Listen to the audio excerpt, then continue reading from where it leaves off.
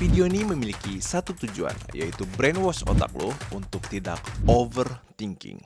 Gue bakalan melakukan segala cara, mulai dari beli buku, nonton video, podcast, self-reflect, literally apapun itu, agar kalian bisa stop overthinking. Kita memasuki brainwash step.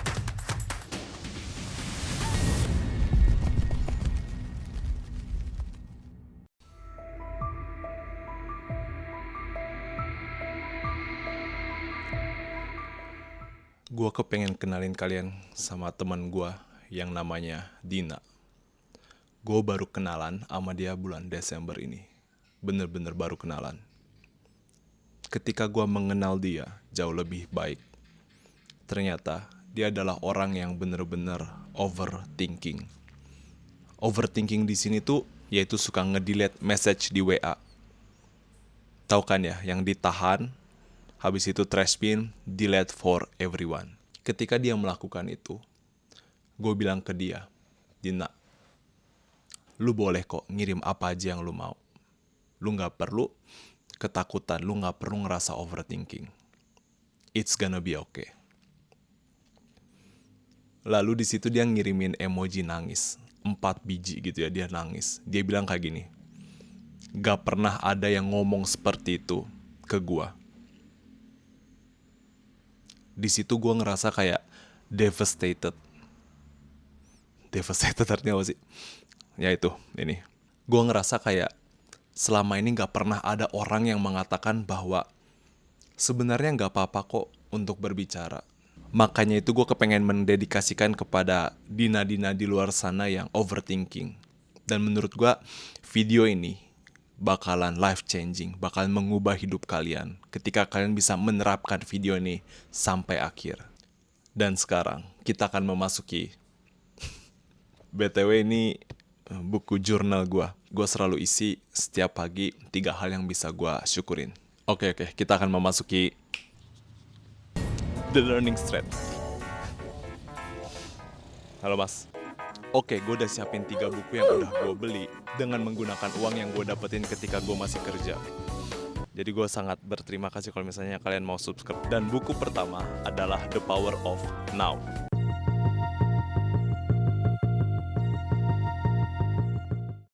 Good morning, gue lagi di rumah teman gue. Dan cahayanya bener-bener indah banget. Gue tadinya gak mau ngerekam karena gue pakai baju yang memalukan ini. Ini baju gue waktu masih SMP. Tapi lu lihat deh di luar. Wow. Mengucap syukur banget pagi-pagi yang bisa ngeliatin cahaya seterang ini. Di dalam buku The Power of Now, dia mengatakan bahwa kita, atau mungkin kebanyakan orang mikir, kita benar-benar menggunakan otak kita. Kita tahu apa yang kita lakuin. Kita tahu behavior kita, habit kita, kesukaan kita, ketidaksukaan kita. Kita bisa, dalam artian kita benar-benar full control terhadap diri kita sendiri. Namun setelah gue baca buku ini dan sebenarnya agak sedikit make sense juga gitu. Ternyata kita tuh tidak menggunakan otak kita sama sekali. Artinya apa? Penekanannya di sini ada di dalam menggunakan. Kita tidak menggunakan otak kita sebagaimana mestinya. Namun yang lebih tepatnya adalah kita sering digunakan atau otak itu yang menggunakan diri kita. Tanpa gue sadari, gue udah scroll 5 jam ya di sosial media. Kok mestinya gue bisa stop nonton PMO tapi kok udah jam 3 subuh ya? Kok mestinya gue ngerjain tugas gue tapi enaknya nonton drama Korea? Relatable gak dengan kalimat itu? Artinya kalau misalnya kalian bisa relate dengan ucapan gue barusan, kita, termasuk gue juga, belum menemukan tombol off di dalam otak kita. Artinya ketika kita melakukan overthinking, kepikiran banyak banget tentang ini, tentang itu, kita nggak tahu, masih belum menemukan di mana sih tombol off-nya, gimana sih cara matiinnya, bagaimana sih agar pikiran itu nggak datang lagi. Artinya sebenarnya benar-benar penting bagi kita untuk mengenal diri kita. Mengenal diri kita di sini tuh nggak hanya tahu hobi kita, apa kesukaan kita, nonton drama kesukaan kita, bukan itu yang maksud gue mengenal diri kita adalah benar-benar mengetahui identitas kita, pola pikir kita. Bagaimana kita meng-off sebuah pikiran kita yang benar-benar negatif. Dan di sini kita akan belajar bagaimana caranya untuk free your mind. Gue kepengen memperkenalkan dengan sebuah istilah, yaitu watching the thinker. Watching the thinker di sini adalah kita memperhatikan baik-baik pemikiran kita. Gak hanya dari perspektif kita yang sedang berpikir, namun coba untuk zoom out dan melihat diri kita ini sedang ngomong apa, berpikir apa. Idenya adalah coba untuk berpikir, semua ini, pemikiran ini, itu tuh datangnya dari mana sih? Kenapa sih gue begitu seneng banget tenggelam dalam pemikiran ini? Apa sih yang membuat gue begitu tertarik untuk mikirin hal itu terus, ke cringe itu, perasaan itu, gak enak itu, rasa bersalah itu, rasa dendam itu, rasa hal yang mungkin sebenarnya belum terjadi, namun selalu kita pikirkan. Ada quote yang menurut gue menarik. You no longer feel that you have the choice to stop. It seems stronger than you. It also gives you a false sense of pleasure. Pleasure that turns into pain. Why should we be addicted to thinking? Jadi, kalian bisa memposisikan diri kalian sebagai orang yang bersalah atau korban. Karena kenapa? Karena pemikiran yang kalian miliki itu atau overthinking itu jauh lebih kuat daripada diri kita. Seakan kita nggak punya kendali. Terkadang dengan kalian melakukan overthinking, itu bisa membuat diri kalian seakan kayak ngerasa lebih nyaman atau ngerasa itu lebih baik dilakukan ketimbang gak ngapa-ngapain, walaupun mungkin kalian tidak menyukainya. Maka dari itu, gue kepengen kalian coba menanyakan pertanyaan ini kepada diri kalian. Kenapa sebut nama? Itu benar-benar obsesif atau adiktif kecanduan terhadap berpikir. Gue kepengen kalian tulis di share kolom komen sejujur-jujurnya. Kenapa kalian berpikir seperti itu? Kenapa itu lebih nyaman buat berpikir daripada bertindak atau mencari solusinya. Bahayanya adalah ketika kalian selalu melakukan itu, kalian mengidentifikasikan diri kita sebagai orang yang overthinking. Semakin kalian berpikir, semakin kalian melabel diri kalian, mengucapkan bahwa pikiran gua gak bisa dibebaskan. Dan semakin dalam kalian berpikir, semakin kalian menyalahkan diri kalian, semakin kalian menyesal telah berkata itu, semakin kalian dalam, kalian akan memasuki fase yang gua namain pribadi a sweet spot, posisi yang nyaman bagi kalian. Lebih mudah bagi kalian untuk berpikir buruk tentang diri kalian sendiri, bahwa lu ini orangnya seperti ini, bahwa lu ini orangnya gak bisa jaga barang atau mungkin gak bisa kurusin badan. Mungkin idenya adalah apapun kata-kata yang mereka katakan, perbuatan eksternal itu yang datangnya dari luar, itu memasuki diri kalian dan menglabel diri kalian, termasuk ucapan kalian sendiri. Dan wajar saja mungkin kalian akan berkata seperti ini. Andai aja gue gak ngomong ini, andai aja gue gak ngelakuin itu, kok dia gak bales sih? Apa gue salah ngomong ya? Ih kok cringe banget sih sama kalimat gue. Andai aja gue bisa berada di situasi ini, baru gue bisa bahagia. Familiar dengan kalimat itu? Gue kepengen meninggalkan lesson ini dengan quote berikut. You can think more than you think you are. Apapun itu, seriously.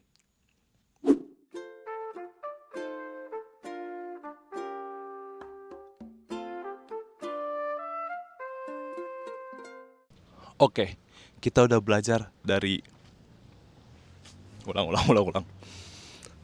Semangat. Oke, kita udah belajar dari buku The Power of Now. Sekarang kita akan belajar dari buku yang mungkin sering kita dengar atau enggak ada di etalase Gramet. The Subtle Art of Not. Apa sih? The Subtle Art of Not Giving a Fuck. Nah, itu lebih keren. By Mark Manson.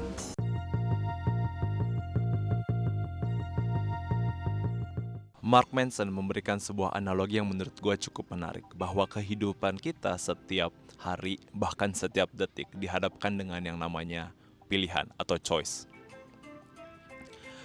Gue bikin satu rumus, satu tujuan, beda approach. Maksudnya gini, contohnya, gue disuruh lari maraton. Gue paling benci banget yang namanya lari.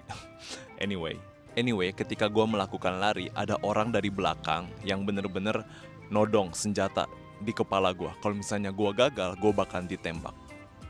Atau gue mempersiapkan lari gue dengan beli sepatu, peralatan lari, habis itu gue latihan dulu, stretching, apapun itu. Dan ketika gue berhasil, teman-teman gue bangga sama gue, keluarga gue juga bangga, happy ending. Kedua hal tersebut memiliki tujuan yang sama, yaitu lari maraton. Namun, caranya berbeda. Jadi, walau keduanya berhasil, namun tetap aja kita yang harus milih bagaimana kita menjalaninya. Mau menjalaninya dengan penuh kebahagiaan atau menjalaninya dengan penuh rasa sakit. Dan mungkin lu bakal bertanya, sebenarnya ada gak sih hubungannya dengan overthinking? Dan berikut penjelasan gue. Ini yang dimaksud dengan value. Menurut gue, value itu bener-bener penting banget. Kata value itu sendiri. Kenapa? Karena setiap orang memiliki nilainya masing-masing. Apa yang penting bagi kita, mungkin belum tentu penting bagi orang lain. Apa yang penting banget bagi mereka atau yang bernilai, bervalue bagi orang lain, mungkin biasa aja buat kita. Dan ini bakal menarik banget. Contohnya seperti ini. Gua dulu ketika masih masa-masa SMP gitu ya, gue memiliki mungkin body shaming yang terkenal, sering banget orang-orang gunakan. Raven, you have a big head. Jadi gini, badan gue itu mungkin secara proporsional itu nggak seimbang atau nggak, jadi tuh badan gue kecil tapi pala gue besar banget. Itu yang selalu mereka gunakan, teman-teman gunakan. Gue sebutin namanya Nico, Stefan, Kevin, Ivan, banyak banget, Calvin, Joloy. Mereka ketika lagi ngumpul-ngumpul selalu ada aja waktu untuk bercandain kepala gue yang besar banget. Mereka suruh gue menggunakan helm, dan itu menjadi bahan ejekan buat gue. Coba di Raven pakai helm. Selalu nggak muat karena ukurannya gede banget kepala gue. Terus jadi bahan ketawaan. Artinya apa? Kita bisa belajar bahwa kata itu, kepala besar, memiliki value yang tinggi buat gue. Sampai gue ngerasa body shaming. Sampai gue ngerasa mungkin gak bersyukur dengan kepala gue. Kenapa gede banget? Kenapa badan gue kecil sedangkan kepala gue besar? Artinya apa? Nilai itu, kalimat itu lebih tinggi daripada mungkin ejekan-ejekan lain. Kalau misalnya hari ini kalian datengin gue gitu ya, bilang Raven pala lu besar, gue biasa aja. Gue mungkin akan ketawa, masa sih gitu, sambil ketawa-ketawa konyol gitu ya, haha gitu. Kenapa? Karena menurut gue kalimat itu udah gak ada nilainya buat gue. Gue udah move on dari ejekan itu. Gak membuat gue sakit hati. Artinya apa? Nilai itu bisa berkurang juga. Jadi yang mau gue katakan di sini adalah ketika kalian dikatai hal yang buruk, atau enggak ketika kalian melakukan kesalahan, ketika kalian apapun itu, tanyakan nilainya berapa, 1-10. Seberapa besar nilainya itu sampai berdampak kepada kalian. Dan mungkin saja kalian bisa menanyakan ini, apakah itu worth it? Apakah itu sepadan? Layak buat kalian pikirin berjam-jam? Gue kepengen kalian memiliki yang namanya self-esteem.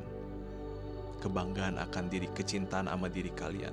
Soalnya kalau misalnya kalian biarkan itu terjadi, kalian akan sakit hati, kalian akan draining, kalian akan capek, kalian akan letih sendiri.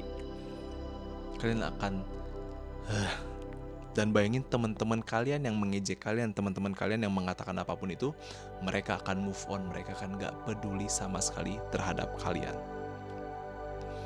Jadi gue kepengen kalian untuk coba tarik nafas dalam-dalam. Gue tahu gue saat ini ngerasa ini, gue ngerasa overthinking terhadap suatu hal itu. Namun gue kepengen mengizinkan diri gue untuk move on, untuk menurunkan nilai itu, agar gue bisa menjadi pribadi yang lebih baik, agar gue bisa lebih bahagia ke depannya. Jadi sekali lagi kita belajar bahwa dalam setiap kehidupan kita memiliki yang namanya pilihan. Setiap hari, setiap detik. Saat ini lo mau menonton video gua, atau lo mau close atau buat scrolling sosial media, atau lo bakalan menonton video ini sampai akhir, atau mungkin lo bakalan share, atau mungkin lo bakalan subscribe. itu akan menjadi pilihan buat kalian. Kalian bisa memilih untuk apakah ini akan merenggut hari gua, menghancurkan hari gua ketika ada orang yang mengatakan, Raven kepala lu gede.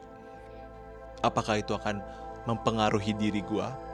Atau lu bisa kayak, no man, okay, yeah sure, so move on. Gue suka banget menggunakan kata itu. So, apapun yang mereka katakan, kalau misalnya mereka ngejek gue, so, atau enggak mungkin ketika kalian merasakan self-hate atau enggak apapun itu, ya Raven orangnya kayak gini. Kenapa gue tuh nggak bisa, kenapa sih gue tuh ceroboh banget, kenapa sih gue tuh nggak bisa apapun itu pokoknya. Oke, gue mungkin nggak pinter di bagian itu, so move on.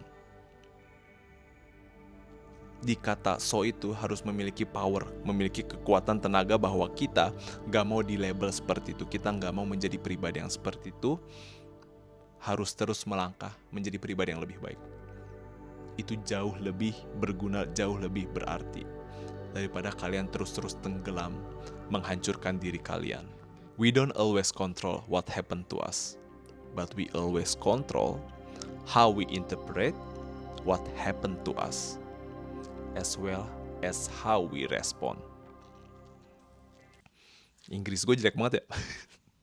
Jadi gini, kemungkinan besar yang datangnya dari eksternal itu kita nggak bisa kontrol. Namun hal yang bisa kita lakukan adalah bagaimana kita menilai atau bagaimana kita menanggapi tanggapan tersebut. Dan itu adalah choice buat kita. Itu adalah pilihan yang disediakan oleh otak kita. Bagaimana kita menilai kalimat, perbuatan, tingkah laku, apapun itu.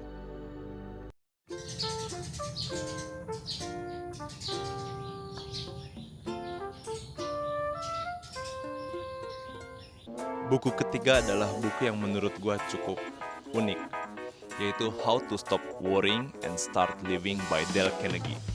Dale Carnegie adalah author yang membuat buku yang mungkin kita semua udah tahu, How to Win Friends and Influence People. Kita akan sama-sama belajar actionable step-nya, hal yang bisa kalian lakukan ketika kalian ngerasa overthinking.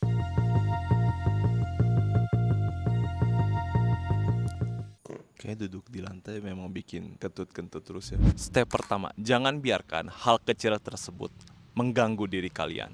Hal kecil di sini adalah problem kalian, pikiran kalian, rasa bersalah kalian, rasa benci kalian sama diri kalian sendiri. Kenapa gue bilang kecil? Karena hal tersebut, perkataan itu gak bakal ngebantu diri kalian untuk menjadi pribadi yang lebih baik. Hal tersebut hanya akan only menghambat perkembangan lu. Itu doang tugasnya mereka. Maka dari itu jangan biarkan hal tersebut, hal kecil tersebut mengganggu diri kalian. Dan gue kepengen kasih tahu dari sekarang, ketika kalian memiliki overthinking, dan mereka itu gak worth it buat menghancurkan kebahagiaan kalian. 2, pikirkan kemungkinannya. Bayangin seperti ini, dalam seminggu, kemungkinan berapa banyak sih kalimat itu akan muncul di dalam pikiran kalian? Atau enggak orang itu akan berkata seperti itu kepada kalian? Kalau misalnya enggak begitu banyak, kalau misalnya itu hanya sekali-sekali doang, ngapain dipikirin? Gue suka mikir kalau misalnya ada orang yang ngejek gue, berarti mereka secara mental health itu kurang baik. Atau enggak, gue ngerasa mereka itu toksik. Ingat sekali lagi bahwa perkataan hanya akan menjadi suatu hal yang besar ketika itu mengizinkan terjadi di dalam kehidupan kita. Step ketiga, menerima apa yang mungkin sebenarnya nggak bisa kita ubah. Kalau misalnya kalian dihadapkan dengan sebuah situasi yang kalian nggak bisa ubah sama sekali, sadari itu, terima itu, dan move on. Karena yang gue kepengen bilang di sini adalah mungkin nggak semuanya itu bisa kita kontrol, nggak bisa semuanya kita selesaikan masalahnya. Namun, kalau misalnya kalian rasa suatu hal itu bisa kalian ubah, kalian harus benar-benar perjuangin itu. Gak hanya mikirin, kok gua kayak gini, kok gua kayak gitu, tapi lebih berpikir kepada, oke, kalau misalnya hal ini kejadian lagi, apa yang harus gua lakuin? Kalau misalnya gua berpikir seperti ini, membenci diri gua sendiri, apa yang harus gua lakukan? Pikirkan itu. Rule kelima adalah, forget the past. Yang gue mau bilang di sini adalah Jangan biarkan masa lalu kita, rasa penyesalan kita, apapun itu, mengubah masa depan yang penuh opportunity. Banyak kesempatan yang bisa kita lakukan di masa depan kita. Jangan sampai hal tersebut mengambil atau merenggut dari diri kita. Kalau misalnya kalian mencari actionable step yang bisa kalian lakukan adalah coba kalian tulis hal-hal yang membuat kalian overthinking. Itu apa aja? Step kedua, kalian coba tulis apa yang bisa kalian ubah, apa yang bisa kalian lakukan terhadap persoalan itu. Baik dari sikap, psikologi, pemikiran, mindset, tindakan. Coba kalian pikirkan apa yang bisa kalian lakukan. Ketika kalian melakukan itu, deciding what to do, apa yang harus kalian lakukan setelah itu. Benar-benar secara konkret. Bagaimana pikiran kita harus bekerja ketika mindset yang toksik itu datang. Dan step terakhir yang bisa kalian lakukan adalah hidupi itu. Ketika kalian menemukan solusi apa yang harus kalian lakukan terhadap overthinking kalian, jalan itu, lakukan itu. Dan jangan pernah sekali-sekali untuk looking back gitu ya. Ngelihat ke overthinking kita lagi. Move on, semuanya akan baik-baik saja. Baik kalian overthinking atau tidak. Hidup kita akan baik-baik saja ketika kita baik overthinking maupun tidak. Gue kepengen mengucap syukur kepada satu hal, kepada orang yang selalu overthinking. Kenapa gue bilang seperti itu? Karena ketika mereka overthinking, artinya ada satu sifat yang mungkin mereka nggak sadarin, yaitu awareness. Dan kebanyakan orang mungkin nggak punya awareness. Mereka nggak sadar bahwa hal itu salah atau nggak hal itu perlu diperbaikin, hal itu perlu dimanfaatkan atau apapun itu. Namun sayangnya adalah awareness itu tidak digunakan dengan baik. Awareness itu hanya berlaku atau hanya bekerja sampai di aware doang, tapi mereka tidak melakukan apapun terhadap hal itu. Mereka sadar bahwa mereka tuh mungkin ceroboh. Good job. Gue bersyukur, gue seneng banget kalau misalnya ada orang yang mau mengevaluasi dirinya sendiri dan mengatakan gue mungkin orangnya ceroboh. Gue bangga sama kalian karena ada orang yang mau menyadari kesalahan atau apapun itu. Namun ada baiknya juga, oke, gue orangnya seperti ini, gue terima. Namun gue akan mengubah identitas itu, gue bakal mengubah label itu dengan mengupayakan next time-nya lebih hati-hati.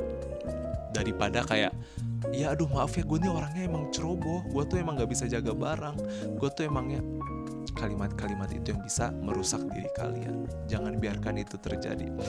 Jangan too hard on yourself. Pikiran kalian itu gak bisa menahan banyak-banyak hal yang negatif.